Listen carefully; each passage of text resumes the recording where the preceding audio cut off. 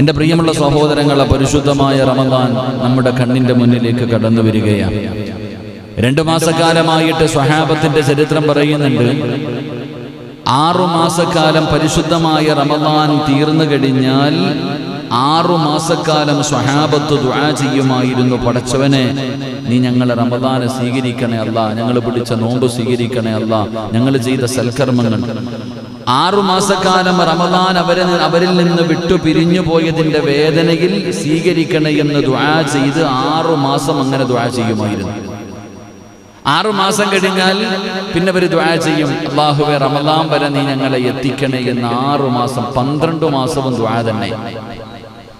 6 മാസക്കാലം നോമ്പ് പിടിച്ചതും തറാവീഹ് നിസ്കരിച്ചതും ഖുർആൻ ഓതിയതും സദഖ ചെയ്തതും മുഴുവനും സ്വീകരിക്കുന്നതിന് വേണ്ടി റമദാന് പിരിഞ്ഞുപോയ വേദനയിൽ കരയുമ്പോൾ അടുത്ത 6 മാസക്കാലം ആ റമദാനിൽ എത്തിക്കണേ എന്ന ആഗ്രഹത്തോടെ റബ്ബിനോട് ദുആ ചെയ്യുകയാണ്. എൻ്റെ പ്രിയപ്പെട്ടവരെ, നമ്മളെ സംബന്ധിച്ചിടത്തോളം അള്ളാഹുവിൻ്റെ പ്രവാചകൻ സല്ലല്ലാഹു അലൈഹി വസല്ലമ തങ്ങൾ പറഞ്ഞു, റജബ് മാസം കടന്നു വരുമ്പോൾ ദുആ ചെയ്യാൻ. 2 മാസം അല്ലാഹുമ്മ ബാരിക് ലനാ ഫീ റജബിൻ വ ശഅബാൻ, 2 മാസക്കാലം നമ്മൾ ദുആ ചെയ്യാൻ പറഞ്ഞു.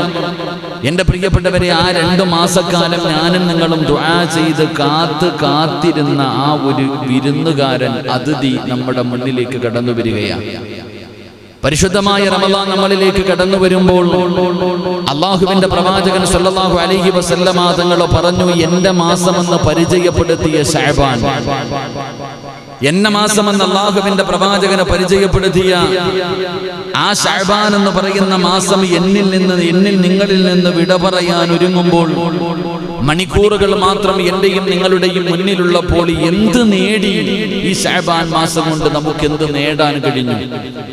മഹാനായ പ്രവാചകൻ സല്ലല്ലാഹു അലൈഹി വസല്ലമ തങ്ങൾ പറഞ്ഞു, ശഅബാനു ജുന്നത്തും മിനന്നാർ, ഈ ശഅബാൻ എന്ന് പറയുന്ന മാസം നരകത്തിൽ നിന്ന് രക്ഷപ്പെടാനുള്ള ഒരു പരിചയ, നരകത്തിന്റെ തീയിൽ നിന്ന് രക്ഷപ്പെടാൻ, നരകത്തിന്റെ ഭയാനകമായ അദാബുകളിൽ നിന്ന് രക്ഷപ്പെടാനുള്ള ഒരു പരിചയാണ് ശഅബാൻ മാസം എന്ന് പ്രവാചകൻ സല്ലല്ലാഹു അലൈഹി വസല്ലമ തങ്ങൾ പരിചയപ്പെടുത്തിയ ഈ മാസം നമുക്ക് നരകത്തിൽ നിന്ന് കരകയറാനുള്ള, ആ നരകത്തിന്റെ അദാബുകളിൽ നിന്ന് രക്ഷപ്പെടാനുള്ള ഒരു പരിചയാക്കാൻ നമ്മളെ കൊണ്ട് സാധിച്ചിട്ടുണ്ടോ? റസൂലുള്ളാഹി തങ്ങൾ പറഞ്ഞു, ഫമൻ അറാദ അയ്യുൽ ഖാനി, ഏതെങ്കിലും ഒരു മനുഷ്യൻ ഈ പരിശുദ്ധമായ ശഅബാൻ മാസത്തിൽ നോമ്പ് പിടിച്ചു കഴിഞ്ഞാൽ അവന് വലിയ പ്രതിഫലം. അല്ലാഹുവിന്റെ റസൂൽ സല്ലല്ലാഹു അലൈഹി വസല്ലമ തങ്ങൾ പറഞ്ഞു, നരകത്തിൽ നിന്നുള്ള പരിചയാണ് പരിശുദ്ധമായ ശഅബാൻ മാസം. അതുകൊണ്ട് നിങ്ങൾ ഈ ശഅബാൻ മാസത്തിൽ നിങ്ങൾ ഇബാദത്തുകൾ ചെയ്യണം, നിങ്ങൾ നോമ്പ് പിടിക്കണം എന്ന് പ്രവാചകൻ സല്ലല്ലാഹു അലൈഹി വസല്ലമ തങ്ങൾ പരിചയപ്പെടുത്തിയിട്ട് പറഞ്ഞു, നിങ്ങൾ ഈ മാസത്തെ ആദരിക്ക്, ഈ മാസത്തെ നിങ്ങൾ പരിഗണിക്ക്, ഈ മാസത്തെ നിങ്ങൾ ബഹുമാനിക്ക്, ഈ മാസത്തിൽ നിങ്ങൾ അമിതമായി ഇബാദത്തുകൾ ചെയ്യ്. അതിലൂടെ നിങ്ങൾക്ക് രക്ഷപ്പെടാൻ കഴിയുന്നത് ഹറമല്ലാഹു ജസദഹു അലന്നാർ, നരകത്തിൽ നിന്ന് നിങ്ങൾക്ക് രക്ഷപ്പെടാൻ കഴിയും. ഈ മാസത്തെ നിങ്ങൾ ആദരിക്കുന്നതിലൂടെ ഹറമല്ലാഹു ജസദഹു അലന്നാർ, നരകത്തിൽ നിന്ന് നിങ്ങൾക്ക് രക്ഷപ്പെടാൻ കഴിയുന്ന മാസമാണ് ശഅബാൻ എന്ന് പറയുന്ന മാസം. എന്നിട്ട് പ്രവാചകൻ പെട്ടെന്ന് പറയുന്നു, ഹവ്വനല്ലാഹു അലൈഹി സകറാത്തിൽ മൗത്ത്, അല്ലാഹു നിങ്ങളുടെ മരണവേദന കുറച്ചു തരാൻ, അല്ലാഹു നിങ്ങളുടെ മരണം എളുപ്പമാക്കി തരാൻ ഈ ശഅബാൻ എന്ന് പറയുന്ന മാസത്തിൽ നന്മ ചെയ്യുന്നതിലൂടെ നിങ്ങൾക്ക് കഴിയുമെന്ന് മുത്തുനബി പറയുമ്പോ, എന്റെ പ്രിയപ്പെട്ടവരെ, പ്രവാചകൻ പറയുകയാണ്, വദഫഅൻഹു ദുൽമത്തൽ ഖബരി വഹുവ മുൻകറും വനകീർ. അല്ലാഹുവിന്റെ പ്രവാചകൻ പെട്ടെന്ന് പറയുകയാണ്, എന്റെ പ്രിയപ്പെട്ടവരെ, ശഅബാൻ എന്ന് പറയുന്ന മാസം ഇനി മണിക്കൂറുകൾ മാത്രം ബാക്കി നിൽക്കുമ്പോ, ഈ മാസത്തെ ആദരിച്ചവർ, ഈ മാസത്തെ ബഹുമാനിച്ചവർ, ഈ മാസത്തിൽ ഇബാദത്തുകൾ ചെയ്തവർ, ഈ മാസത്തിന് നോമ്പ് പിടിച്ചവർ, അല്ലാഹു കൊടുക്കാമെന്ന് പറയുന്ന പ്രതിഫലം എന്തെന്നറിയുമോ? അവന്റെ മരണവേദന അല്ലാഹു കുറയ്ക്കുകയാണ്, അവന്റെ മരണം അല്ലാഹു എളുപ്പമാക്കുകയാണ്. എന്റെ പ്രിയപ്പെട്ട സഹോദരാ, മരണത്തിന് വല്ലാത്ത ഒരു വേദനയാണല്ലോ.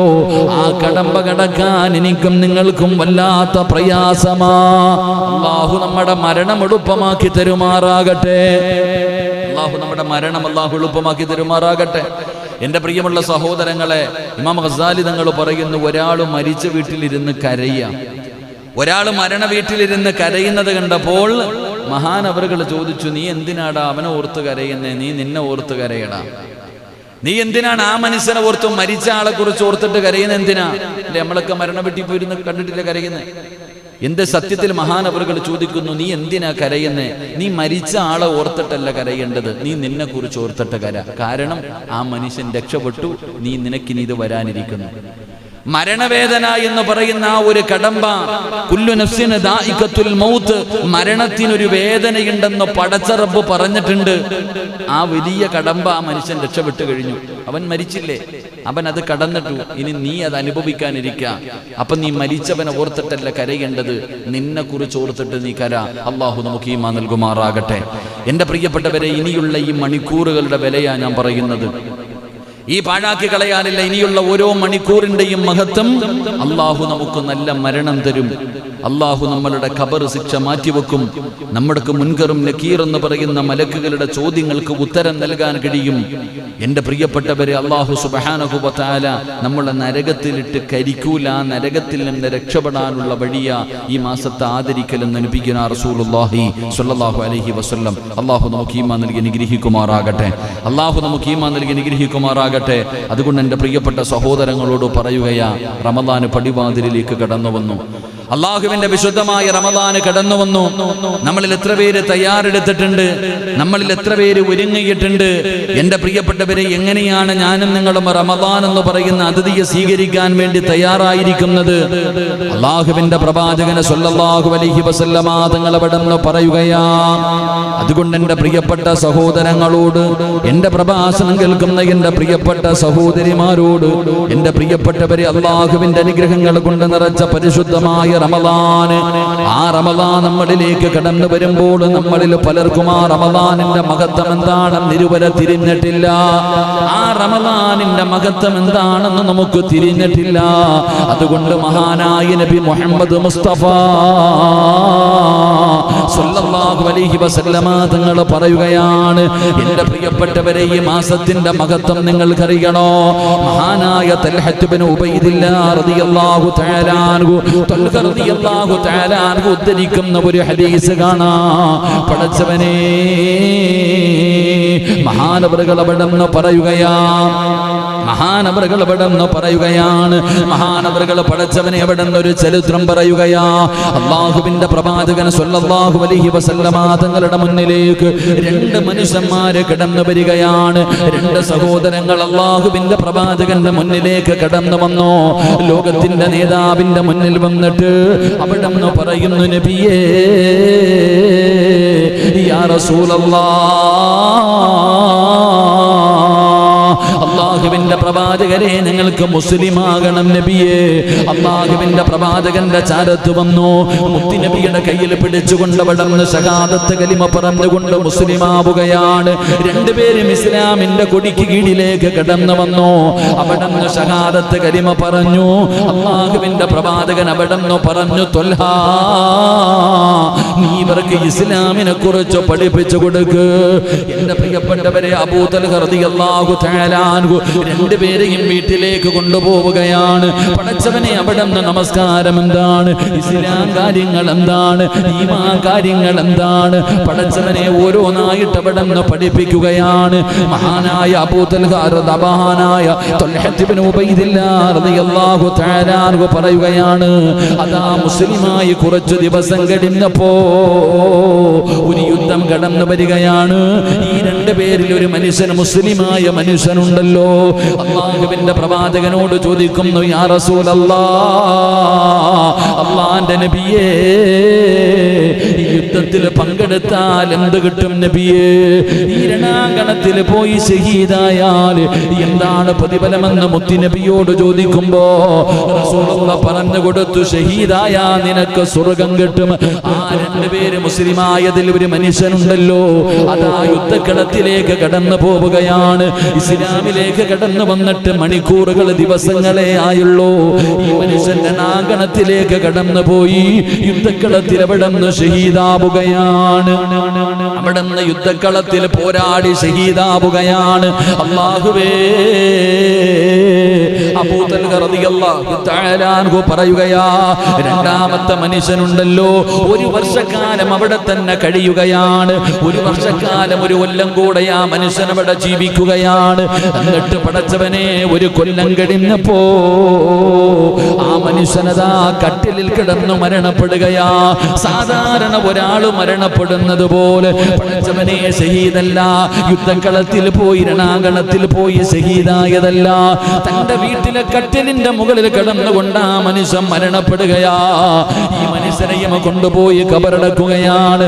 മഹാനായ അബൂ തൽഹ റളിയല്ലാഹു തആല അൻഹു അവിടുന്ന് പടച്ചവനെ, അവിടുന്ന് ഒരു സ്വപ്നം കാണുകയാ. തന്റെ വീട്ടിൽ കിടന്നിരുന്ന രണ്ടുപേര്, ഒരാള് ഷഹീദായി, ഒരാൾ ഒരു കൊല്ലം കിടന്ന് വീട്ടിലെ കട്ടിലിന്റെ മുകളിൽ കിടന്ന് മരിക്കുകയാണ്. രണ്ടുപേരെയും സ്വപ്നം കാണുകയാണ്. എന്താണ് സ്വപ്നം കണ്ടതെന്നറിയുമോ?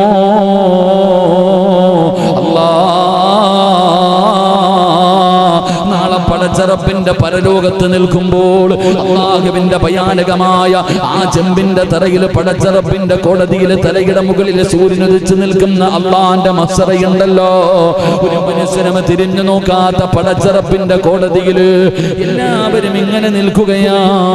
ആ സമയത്ത് ഈ രണ്ടുപേരിൽ നിന്ന് അബൂ തൽഹ തങ്ങൾ പറയുകയാണ്, ഇവര് രണ്ടുപേരിൽ നിന്ന് അല്ലാഹു ആദ്യം സ്വർഗത്തിലേക്ക് കടത്തിവിട്ട മനുഷ്യൻ ആരെന്നറിയുമോ? ഈ വീട്ടിലെ കട്ടിലിന്റെ മുകളിൽ കിടന്നു മരിച്ച മനുഷ്യനെയാ. കട്ടിലിൽ സാധാരണ ഒരാൾ മരണപ്പെടുന്നത് പോലെ വീടിന്റെ അകത്ത് കിടന്നു മരിച്ച മനുഷ്യനെയാണ് അല്ലാഹു സുബ്ഹാനഹു വ തആല ആദ്യമായിട്ട് സ്വർഗത്തിലേക്ക് കടത്തിവിടുന്നത്.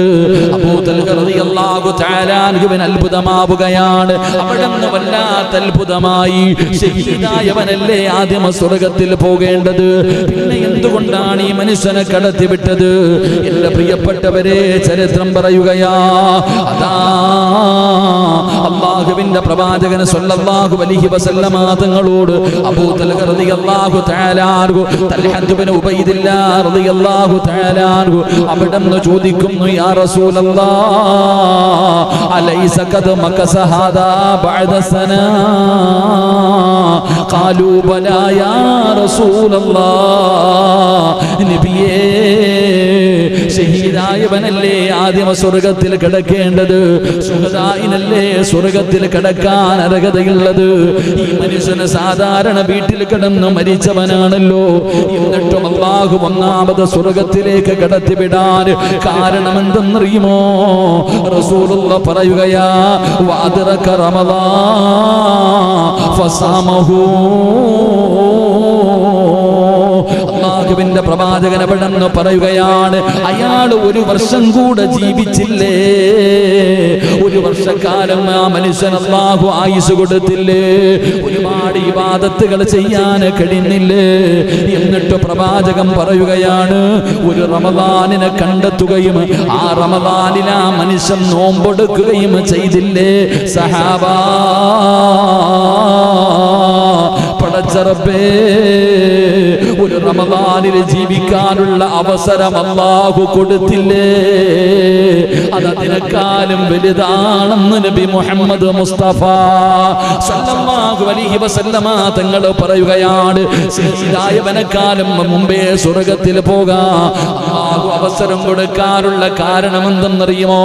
അല്ലാഹുവിന്റെ അനുഗ്രഹങ്ങളുടെ പൂക്കാലമായ, അല്ലാഹുവിന്റെ കാരുണ്യം വർഷിക്കുന്ന പരിശുദ്ധമായ റമളാൻ മാസത്തിൽ ജീവിക്കാൻ അല്ലാഹു അവൻ അവസരം കൊടുത്തല്ലോ. ആ റമളാൻ മാസത്തിൽ അവൻ നോമ്പ് പിടിച്ചല്ലോ. ആ റമളാൻ മാസത്തിൽ അവൻ ഖുർആൻ ഓതിയല്ലോ. ആ റമളാൻ മാസത്തിൽ ഒരുപാട് നന്മകൾ ചെയ്തല്ലോ. ഒരുപാട് സൽക്കർമ്മം ചെയ്യാൻ അവസരം കിട്ടിയല്ലോ.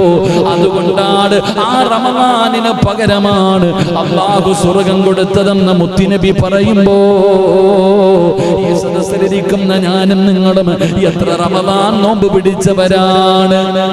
എത്ര റമളാൻ ഞാനും നിങ്ങളും നോമ്പ് പിടിച്ചിട്ടുണ്ട്, എത്രയോ നന്മകൾ ചെയ്തിട്ടുണ്ട്. അല്ലാഹു സ്വീകരിക്കുമാറാകട്ടെ. എന്റെ പ്രിയപ്പെട്ടവരെ, ഷഹീദായ മനുഷ്യനെ സ്വർഗത്തിൽ വിടാതെ നീ സാധാരണ വീട്ടിൽ കടന്ന് മരിച്ച മനുഷ്യനെ ആദ്യം സ്വർഗത്തിൽ വിടാ. എന്തേ നബിയത്? എന്തേ നബിയെ? പറഞ്ഞ മറുപടി അവനെക്കാളും മഹത്വം ഇവനുണ്ട്. കാരണം പരിശുദ്ധമായ റമദാൻ, ഒരു റമദാനിൽ ഇബാദത്ത് ചെയ്യുവാനും നോമ്പ് പിടിക്കാനും അവസരം കിട്ടി. അത് തന്നെയാണെന്ന് നബിയുനാ റസൂലുള്ളാഹി സ്വല്ലല്ലാഹു അലൈഹി വസല്ലം.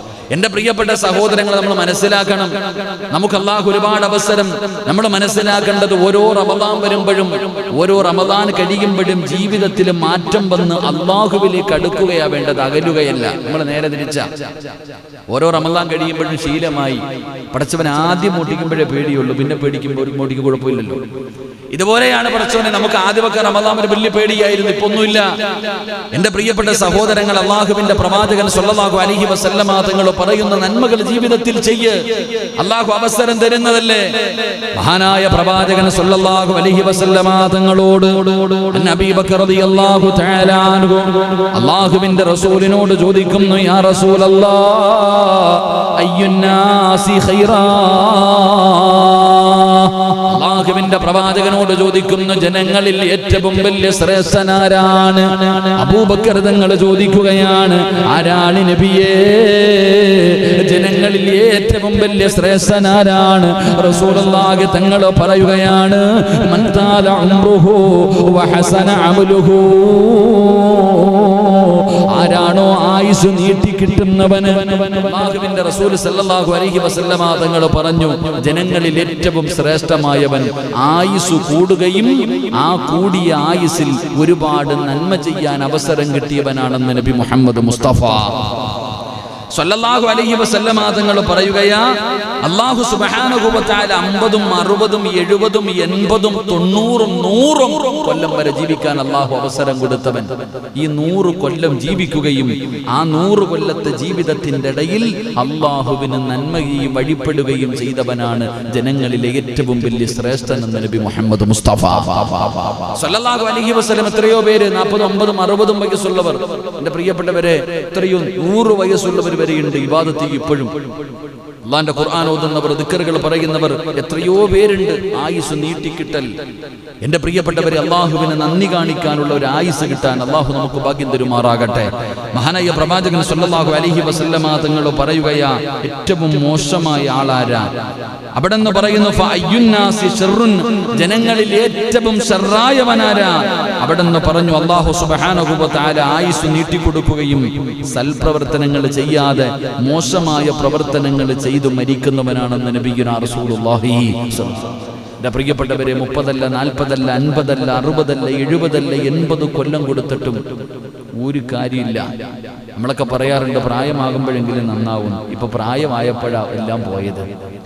എന്റെ പ്രിയപ്പെട്ട സഹോദരങ്ങളെ, നേരത്തെ പള്ളിയും പട്ടവും എന്തൊക്കെ ഉണ്ടായിരുന്നു, ഇപ്പൊ പ്രായമായപ്പോഴത്തേക്ക് പിന്നെ ഉള്ളതെല്ലാം പോയി. ഇപ്പൊ നിസ്കാരവും ഇല്ല, ദിക്റുകളുമില്ല, ഖുർആനുമില്ല. 24 മണിക്കൂറും ടിവിയുടെ മുന്നിൽ തന്നെ ഇരിക്കുന്ന എത്ര അത്താമാര് നമുക്കറിയാം.